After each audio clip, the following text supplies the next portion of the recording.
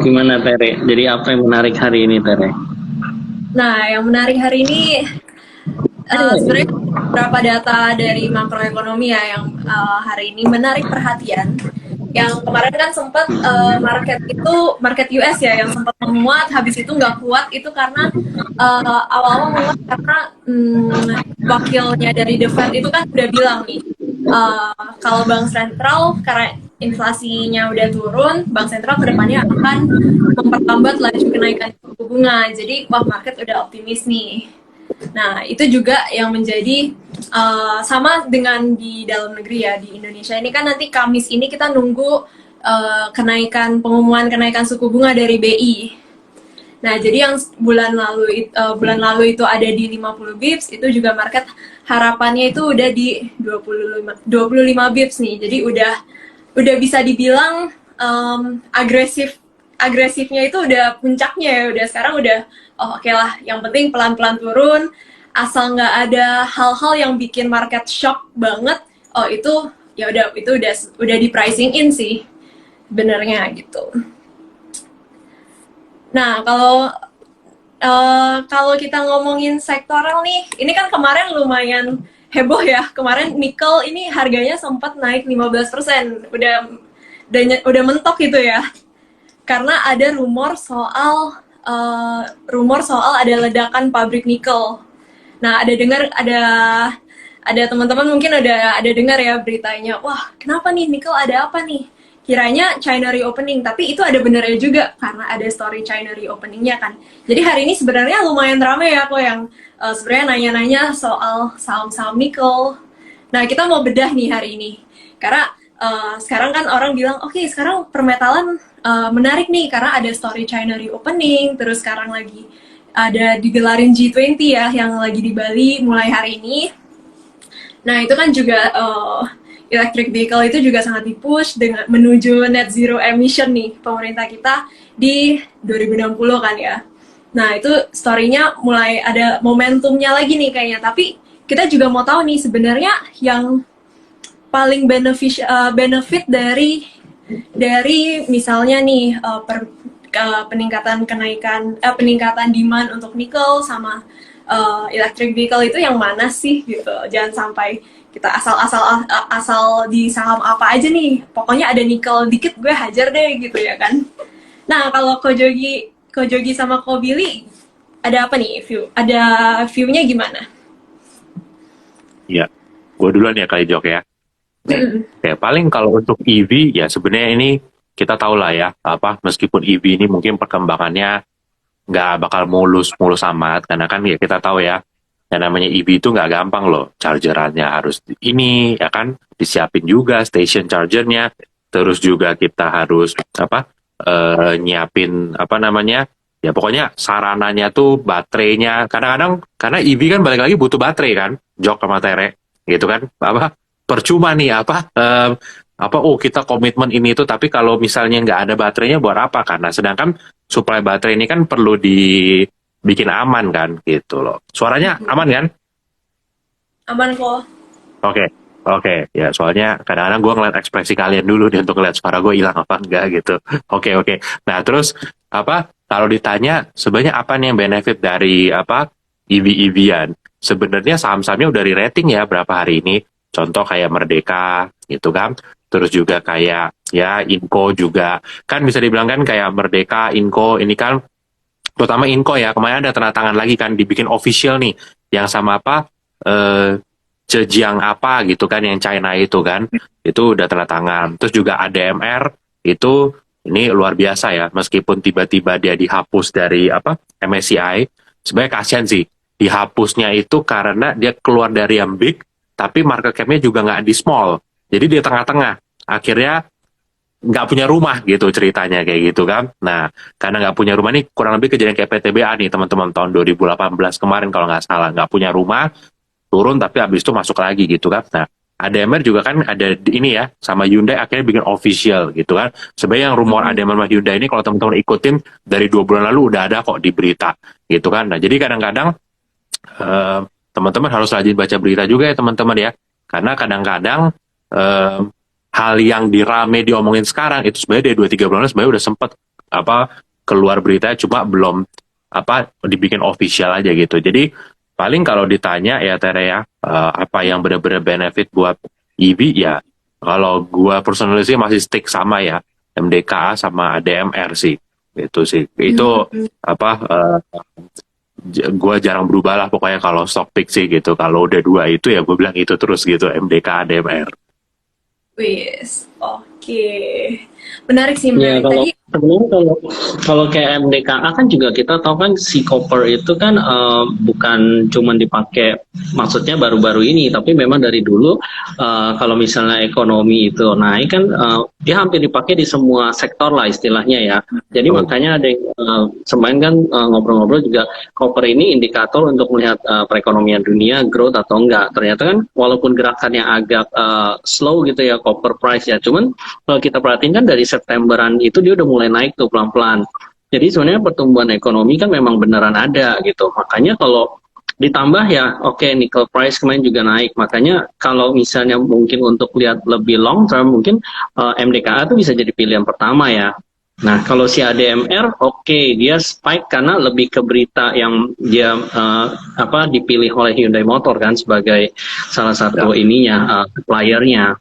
Nah, cuman mungkin kalau teman-teman kan banyak tuh yang kayaknya nanya green aluminium, green aluminium. Sebenarnya kalau kita perhatiin sebenarnya kayak green aluminiumnya dia itu kan yang dimaksud green adalah kalau proses pembuatannya menggunakan power plant yang EBT gitu ya Bill ya. Yang maksudnya sampai proyek pembangkit listrik tenaga air. Which is sebenarnya sekarang ini kan dia masih pembangkit listrik yang tenaga coal yang sebenarnya jadi belum bisa dikatakan sebenarnya green aluminium, tapi itu takes time sampai 2025. Masih coking coal sekarang, sekarang kan masih coking coal. Sekarang kan masih coking coal ya. Jadi jadi kalau teman-teman kalau misalnya mau valuasiin dia sebagai green aluminium, ya mungkin teman-teman maksudnya harus hitung proyeksinya ya. Kayak kita juga pantau ya Bill, maksudnya 2023 tuh ya progresnya seberapa switching dari batubara ke PLTA-nya ya kan. Nah, kalau progres itu berjalan bagus, nah itu makanya dia baru bisa dikatakan mungkin valuation-nya seperti EBT gitulah ya, istilahnya kita bisa tinggi gitu untuk PER-nya atau PBV-nya kita hitung tinggi. Jadi kalau misalnya kalau lu nanya gue pilih MDK atau ADMR, gue mungkin prefer MDK dulu, baru ADMR sih urutannya ya. Ya, betul. Karena kan memang kalau ADMR kita harus nunggu ya teman-teman ya. Kan memang construction kan begin dalam beberapa bulan ke depan udah mulai, tapi kan selesainya kan 2025 ya bener-bener ya. Jadi ya teman-teman belinya ya melihatnya sampai 2025 ya Jok ya gitu. Karena kan nanti kan green aluminium itu kan ya kan kita tahu nanti ke depan aluminium itu kan yang di Kaltarasi itu kan pakai hydropower tuh. Makanya jadi green kan. Nah, sedangkan hydropowernya juga lagi on proses lah teman-teman gitu.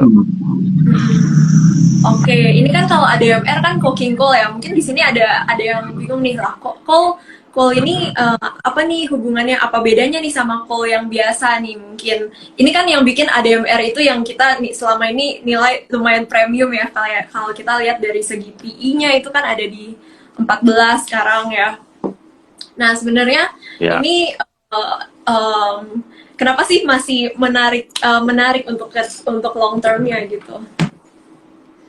Iya, karena basically coking coal tuh memang nggak bisa disamain sama thermal coal ya, teman-teman.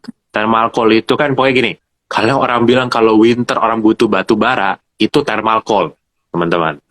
Bukan coking coal. Coking coal itu menurut gua proksinya tuh ke recovery ekonomi global gitu.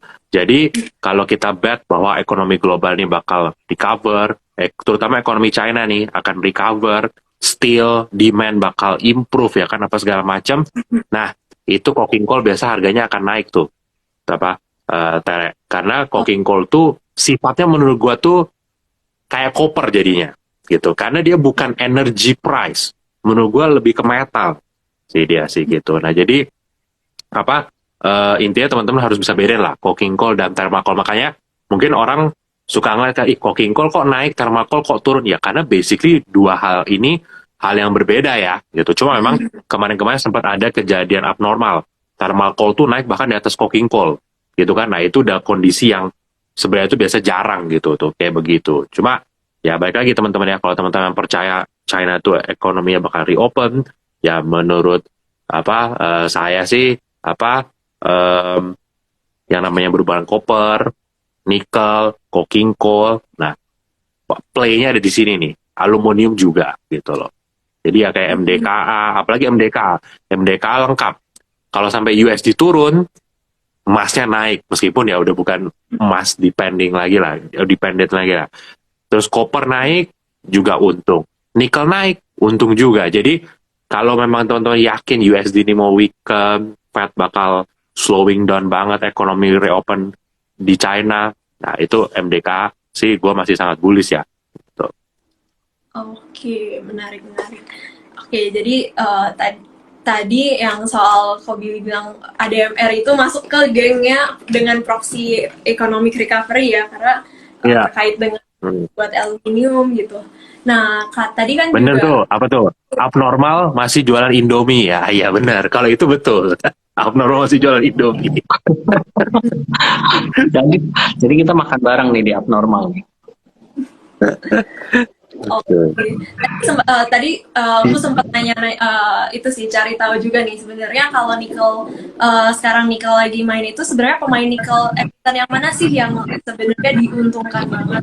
Nah itu sebenarnya dua emiten yang diuntungkan itu yang pertama itu MDKA sama Inco nih menariknya. Ya, karena yang punya pabrik HPAL itu yang high process acid leaching itu yang untuk mengkonversi nikel mentah ke nikel olahan yang untuk bikin baterai itu cuman ada di BA sama Inco nih. Jadi itu menariknya dari di sana gitu. Oke, terus ini jadi keinget nih minggu lalu ya pas ada kalian bertiga sama bareng Kohans juga lagi bahas saham-saham nih yang proxy ke recovery ekonomi. Nah hari ini menarik nih, hari ini juga ada rilis data neraca dagang ya. Data neraca dagang kita masih di atas nih, masih ada di forecastnya itu 4,5, actualnya itu 5,6 ya, walaupun year on year-nya ekspornya sama importnya itu menurun, tapi itu masih surplus nih, masih surplus. Jadi tadi sempat cari-cari data nih, cari hunting data di ruang research. Jadi kalau ekspor naik itu kan bisa dari volume sama dari price nih. Nah ternyata yang dari volume yang naik di bulan Oktober itu ada iron, steel, sama CPO. Dan juga untuk coal ini ternyata juga masih naik nih. Dan bahkan untuk coal ini September sama Oktober itu termasuk ekspor ke China-nya itu termasuk highest in 5 tahun. Jadi kalau ternyata komoditas ini juga sekarang volumenya juga udah mulai pick up nih, seperti tadi iron, steel, sama CPO. Terus dari yang untuk segi price itu ada natural gas. Nah sebenarnya ini menarik gak sih untuk kita lirik, kayak kan kita sekarang ngomongin komoditas nih, komoditas apa nih yang menarik? Apakah sekarang yang misalnya yang belum jalan, yang CPO nih yang udah lama banyak ditinggalin, apakah sekarang kita sudah udah menarik gak untuk dilirik lagi gitu? Aduh, CPO ya. CPO ini kalau sektor yang satu ini sebenarnya sih gua rasa udah banyak yang kapok ya sebenarnya ya. Karena sektor CPO ini balik lagi yang selalu saya ngomong ya teman-teman ya. Ini sektor yang kalau harga CPO yang naik 20%, harga sahamnya belum tentu naik bahkan 10%.